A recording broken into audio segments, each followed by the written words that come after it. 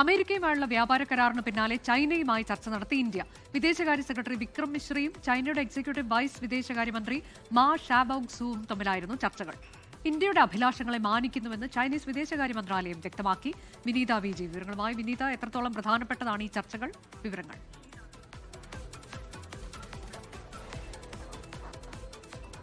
US വ്യാപാര കരാറിനിടെയാണ് ചൈനയുമായി India ചർച്ച നടത്തിയിരിക്കുന്നത്. വിദേശകാര്യ സെക്രട്ടറി വിക്രം മിശ്രയും ഒപ്പം തന്നെ ഈ ചൈനയുടെ എക്സിക്യൂട്ടീവ് വൈസ് വിദേശകാര്യമന്ത്രി മാ ഷാവേക്സും തമ്മിലായിരുന്നു ഈ ചർച്ചകൾ നടന്നിട്ടുണ്ടായിരുന്നത്. ഉഭയകക്ഷി, പ്രാദേശിക ഒപ്പം തന്നെ അന്തർദേശീയ വിഷയങ്ങളെല്ലാം വിശ്വാസവും ഒപ്പം തന്നെ സഹകരണവും വർദ്ധിപ്പിക്കുന്നത് ഉൾപ്പെടെയുള്ള കാര്യങ്ങളും ഇരുവരും തമ്മിലുള്ള ചർച്ചയിൽ ചർച്ച ചെയ്യപ്പെട്ടിട്ടുണ്ട്. ഒപ്പം തന്നെ ഇന്ത്യയുടെ അഭിലാഷങ്ങളെ മാനിക്കുന്നുവെന്ന ചൈന ഈ കൂടിക്കാഴ്ചയിൽ അറിയിച്ചിരിക്കുകയാണ്.